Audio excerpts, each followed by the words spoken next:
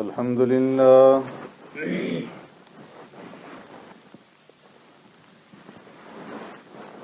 الحمد لله نحمده ونستعينه ونستغفره ونؤمن به ونتوكل عليه ونعوذ بالله من شرور أنفسنا ومن سيئات أعمالنا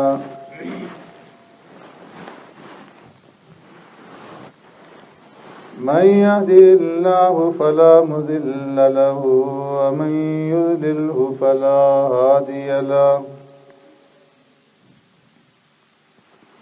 ونشهد أن لا إله إلا الله وحده لا شريك له ونشهد أن سيدنا ونبينا ومولانا محمدا عبده ورسوله أرسله الله إلى كافة للناس بشيرا ونذيرا وداعيا إلى الله بإذنه وسراجا منيرا أما بعد فقد قال الله تبارك وتعالى في القرآن المجيد والفرقان الحميد فأعوذ بالله من الشيطان الرجيم بسم الله الرحمن الرحيم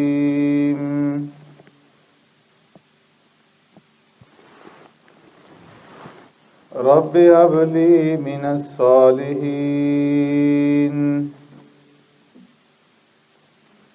فبشرناه بغلام حليم فلما بلغ معه السعي قال يا بني إني أرى في المنام أني أذبحك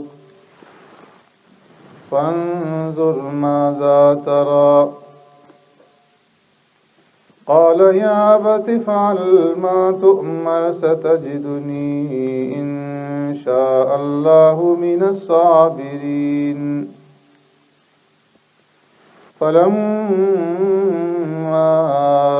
أسلما وتله للجبين وناديناه أن يا إبراهيم قد صدقت الرؤيا إنا كذلك نجزي المحسنين إن هذا لهو البلاء المبين وفديناه بذبح عظيم وتركنا عليه في الآخرين سلام على إبراهيم كذلك نجزي المحسنين إنه من عبادنا المؤمنين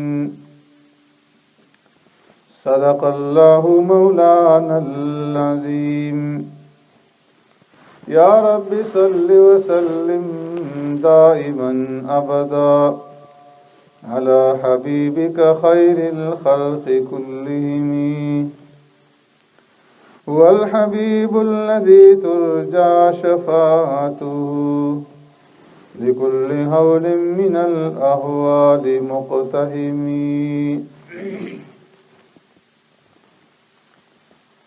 رب هب لي من الصالحين اے میرے پروردگار عطا فرما دیجیے مجھے نیکوکار اولاد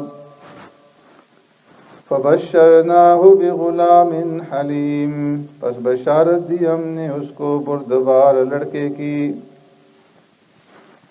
فلما بلغ معہ السعی پس جب پہنچا وہ اس کے ساتھ دوڑنے کی عمر کو قال یا بنی انی ارى فی المنام فرمایا میرے بیٹے بے شک میں دیکھتا ہوں نیند میں انی اذبحک بے شک میں تجھے ذبح کر رہا ہوں، فانظر ماذا ترى، بتائیے آپ کی کیا رائے ہے؟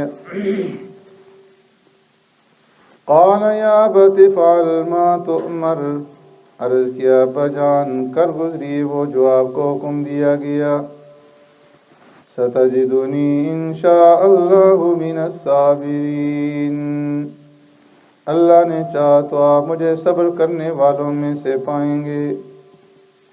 فلما اسلما وتلہ للجبین، پس جب وہ دونوں جھک گئے اور لٹا دیا ان کو پیشانی کے بل، وَنَادَيْنَاهُ أَن يَا إِبْرَاهِيمُ، ہم نے آواز دی انہیں ابراہیم، قد صدقت الرؤیا، تحقیق آپ نے سچ کر دکھلایا اپنا خواب، اِنَّا كَذَلِكَ نَجْزِي الْمُحْسِنِينَ، بے شک ہم یوں ہی بدلہ دیا کرتے ہیں نیکوکاروں کو، إِنَّ هَذَا لَهُوَ الْبَلَاءُ الْمُبِينُ، بے شک یہ بہت بڑی آزمائش تھی۔ آمنت باللہ وبآیاتی،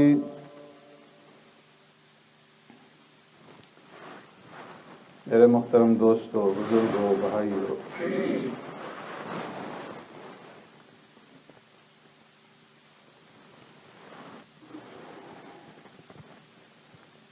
ان دنوں کے اعمال میں سے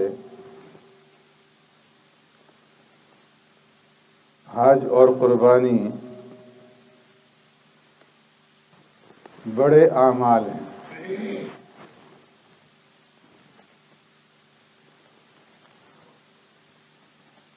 اور ان اعمال کے ذریعے سے اللہ رب العزت ہمیں دین کی حقیقت سمجھا رہے ہیں کہ دین کس چیز کا نام ہے۔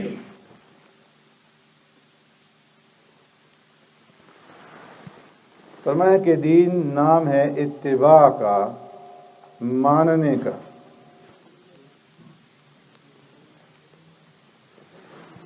کسی وقت کے اندر، کسی عمل کے اندر، کسی مقام کے اندر، کسی دن کے اندر کچھ نہیں رکھا،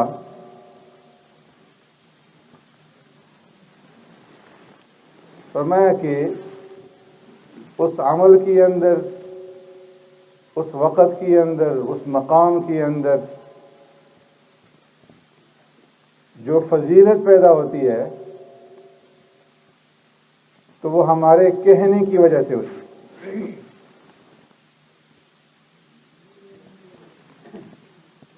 جس چیز کے بارے میں ہم حکم دیں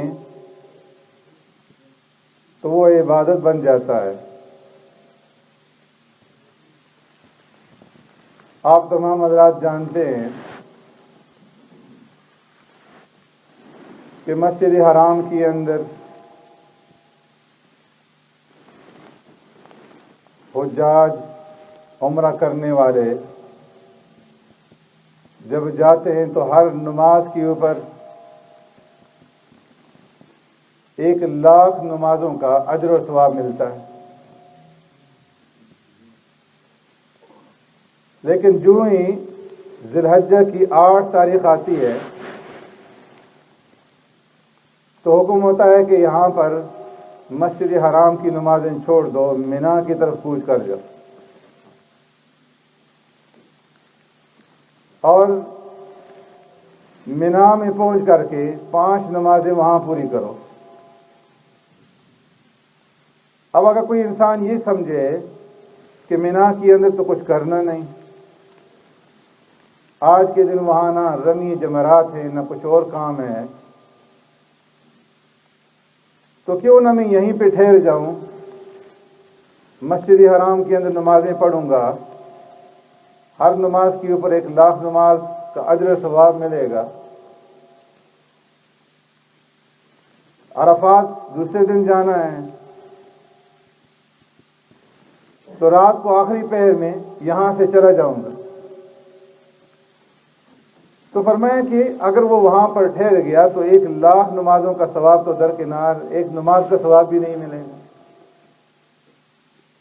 اس لیے کہ اس نے حکم کی خلاف ورزی کی، مناسک کی حج میں کمی کر دی۔ تو قدم قدم کے اوپر حج کے اندر، قربانی کے اندر یہ فلسفہ سمجھایا جا رہا ہے کہ دیکھو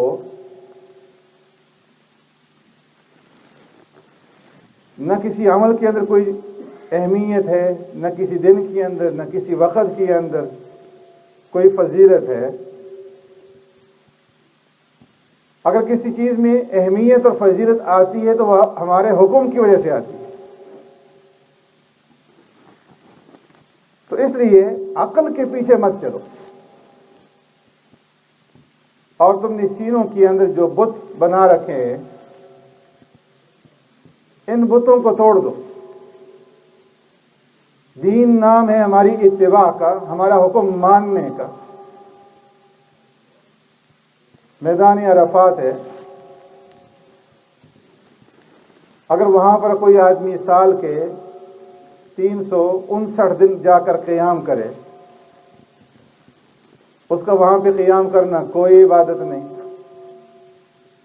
وہی میدان عرفات ہے، وہی جبل رحمت ہے، لیکن 359 دن جو ہے وہاں پر ٹھہرنے کا حکم نہیں ہے۔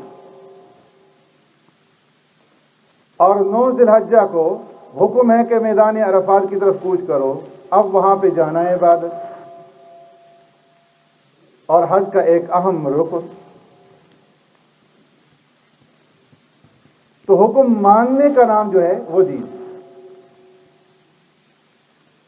میدان عرفات پہنچے، باقی دنوں کے اندر حکم ہے کہ نماز کو اپنے وقت کے اندر ادا کرو، پہلے ادا کرو گے نماز نہیں ہوگی۔ یہاں حکم ہے کہ عصر کی نماز بھی ظہر کے وقت میں ادا کرو۔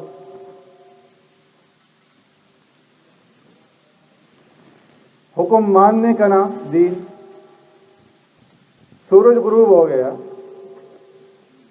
ساری دنیا کے اندر وقت پہ مغرب کی نماز ادا کی جا رہی ہے، حکم ہے سورج غروب ہو جائے تو جلد سے جلد مغرب کی نماز ادا کرو، تاخیر کرو گے گناہگار ہوگے۔ اب یہاں پر حکم ہے کہ مغرب کی نماز کو عشاء کے ساتھ پڑھنا ہے۔ تو قدم قدم کے اوپر یہ بات سمجھائی جا رہی ہے کہ دیکھو عقل کی اتباع کرنے کا نام دین نہیں ہے، بلکہ حکم ماننے کا نام دین ہے۔ جب ہماری طرف سے حکم آ جائے اس حکم کو پورا کرو، جب روکا جائے تو رک جاؤ۔ اب یہاں پر مغرب کی نماز جو ہے وہ عشاء کے ساتھ ادا کی جا رہی ہے مزدلفہ پہنچ کر۔ دوسرا دن آتا ہے، ساری دنیا کے اندر 10 ذی الحجہ کو مسلمان نماز عید ادا کرتے ہیں۔ یہاں پر 10 ذی الحجہ کو کسی کو عید کے بارے میں معلوم ہی نہیں۔ عید کا دن ہے، لیکن یہاں حکم یہ ہے کہ جاؤ اور جمرہ عقبہ کے اوپر رمی کرو، پتھر مارو۔ اب لاکھوں کے حساب سے حجاج جا رہے ہیں اور وہاں پر ایک دیوار بنی ہوئی ہے، اس دیوار کے اوپر جو ہے وہ کنکریاں مار رہے ہیں۔ کوئی پوچھے کہ یہ کون سی عقل کی بات ہے، یہ تو دیوانگی ہے، یہ تو حماقت ہے۔ ارے اس دیوار کا کیا قصور ہے؟ اس دیوار کے اوپر کیوں کنکریاں برسائی جا رہی ہیں؟ فرمایا تمہاری سمجھ میں آئے نہ آئے، ہمارا حکم ہے اور اس حکم کو پورا کرو۔ اس حکم کو پورا کرنے کا نام دین ہے۔ اب وہاں پر حجاج جو ہے کنکریاں مار رہے ہیں اور اسی کے اندر جو ہے لذت کہ اللہ کے حکم کو بجا لا رہے ہیں۔ پھر فرمایا کہ قربانی کرو اور قربانی کی عبادت کو بھی 3 دنوں کے ساتھ مخصوص کر دیا کہ ان 3 دنوں کے اندر قربانی کرو، ان 3 دنوں کے بعد قربانی نہیں ہے، ان 3 دنوں کے اندر قربانی کرو گے تو وہ قربانی کہلائے گی۔ بعد میں اگر کوئی آدمی جانور ذبح کرے تو وہ ذبح کرنا کہلائے گا، قربانی نہیں ہو۔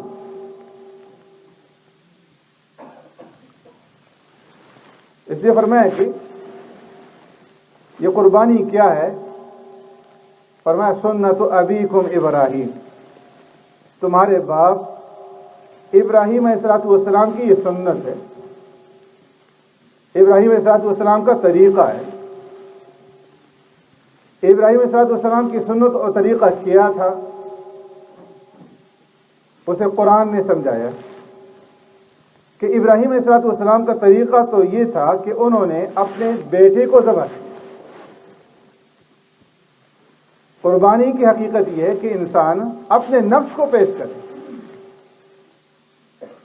ابراہیم علیہ السلام کی جو سنت فرمایا سنت ابیکم ابراہیم، تمہارے باپ ابراہیم علیہ السلام کا طریقہ ہے۔ ابراہیم علیہ السلام کو حکم دیا گیا خواب کے ذریعے سے کہ بیٹے کو ذبح کرو۔ اللہ چاہتے تو حضرت جبرائیل علیہ السلام کو بھیج دیتے، وحی کے ذریعے سے حکم آ جاتا کہ اے ابراہیم اسماعیل کی قربانی پیش کرو، لیکن اللہ نے ایسا نہیں کیا۔ اس میں بھی امتحان ہے کہ بندہ کرتا کیا ہے۔ خواب کے ذریعے سے حکم دیا گیا کہ تعبیر کرنے کی گنجائش ہوتی ہے۔ انسان یہ سمجھتا ہے کہ جی خواب ہی تو ہے، لیکن وہ اللہ کے پیغمبر تھے، معلوم تھا کہ انبیاء کا خواب جو ہے وہ وحی الہی ہوتا ہے۔ اس لیے 3 دن تک خواب دیکھا، اور خواب دیکھنے کے بعد بیٹی کو لیا، منا پہنچ گئے اور بیٹی کے سامنے بات رکھی، انی ارا فی المنام انی اذبحک فانظر ماذا تری، بیٹے میں خواب میں دیکھ رہا ہوں کہ میں آپ کو ذبح کر رہا ہوں، آپ بتائیے آپ کیا رائے رکھتے ہیں۔ یہاں پر بھی ابراہیم علیہ السلام نے خواب کے ذریعے سے جو حکم دیا گیا اللہ سے حیل و حجت نہیں کی،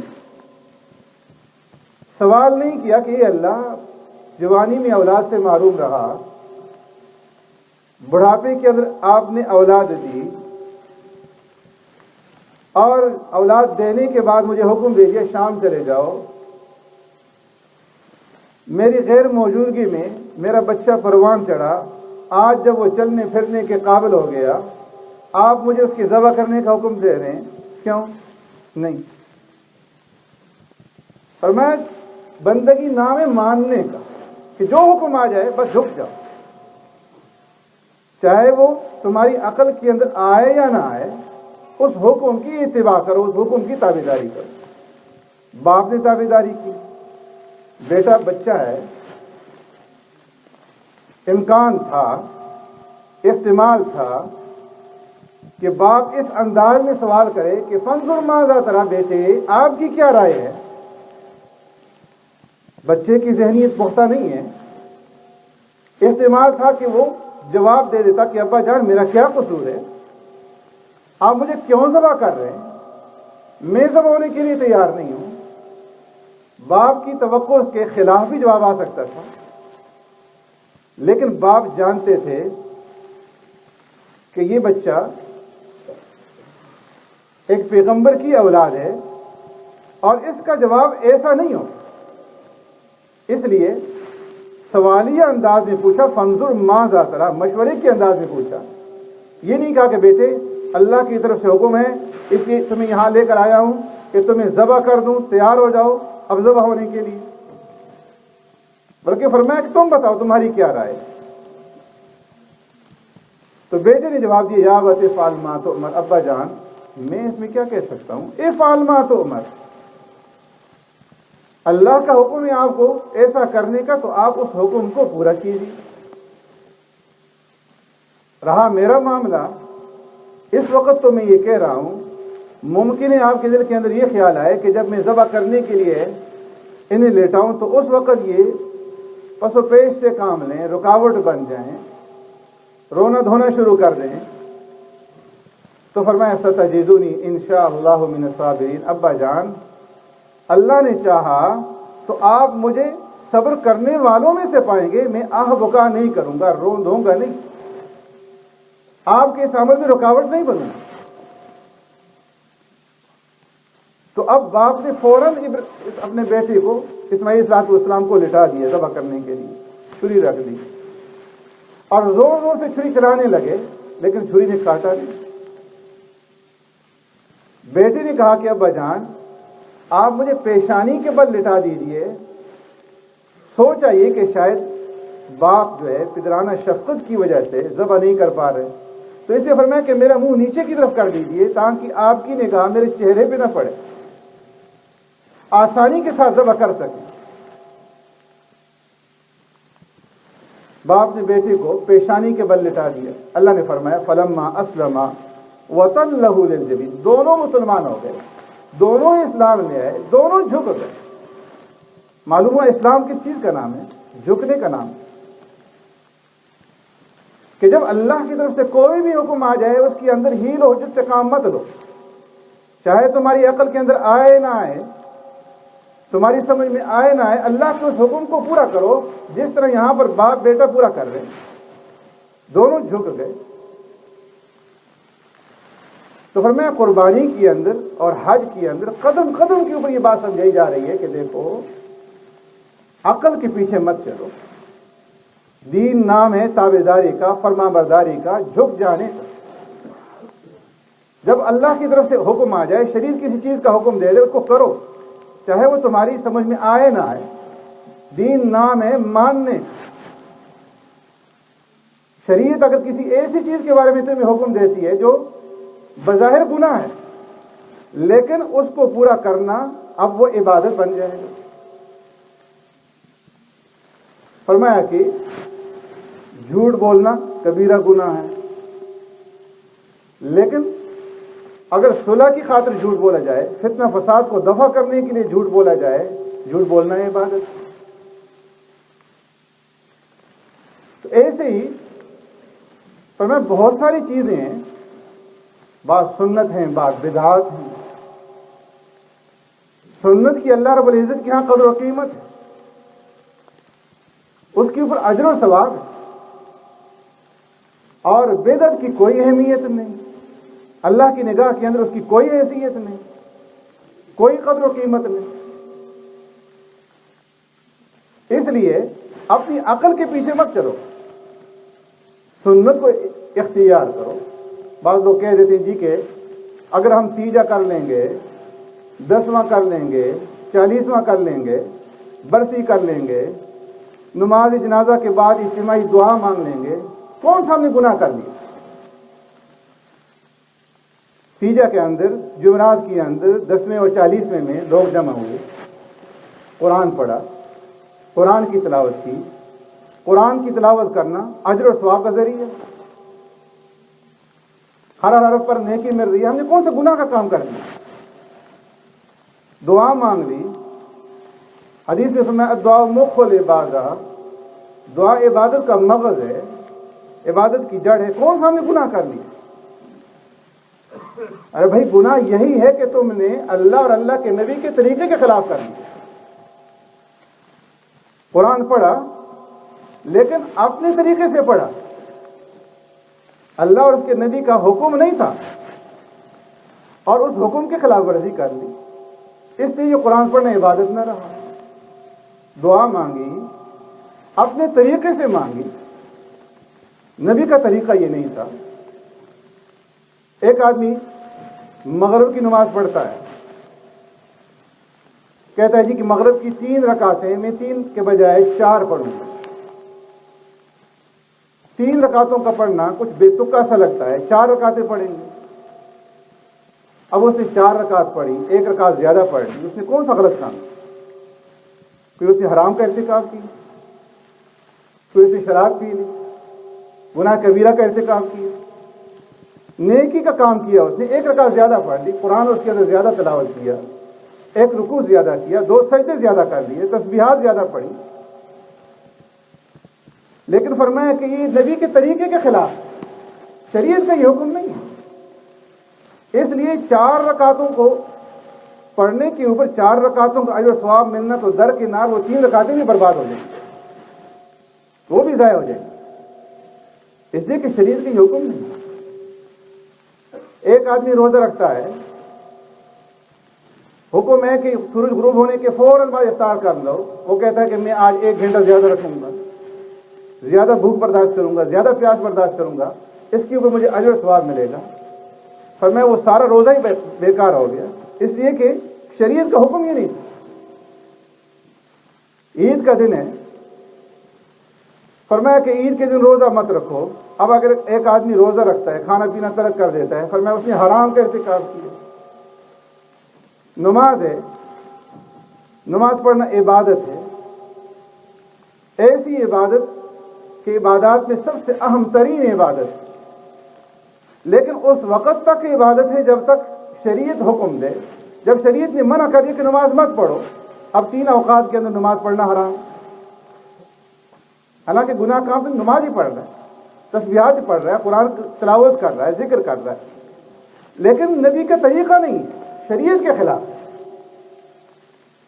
تو اس لیے فرمایا حج کے اندر اور قربانی کے اندر قدم قدم پہ یہ بات سمجھائی جا رہی کہ دیکھو دین نام ہے اتباع کا، جو تمہیں حکم ملے اس حکم کو پورا کرو، چاہے وہ تمہاری سمجھ کے اندر آئے یا نہ آئے۔ فلما اسلم وتلہ للجبین، فرمایا وہ دونوں مسلمان ہو گئے، دونوں اسلام لے آئے، دونوں جھک گئے۔ اسلام نام ہے جھکنے کا، ماننے کا۔ اللہ رب العزت ہمیں صحیح معنی میں اسلامی تعلیمات کے اوپر عمل پیرا ہونے کی توفیق نصیب فرمائے۔ وآخر دعوانا الحمد للہ فرمائے۔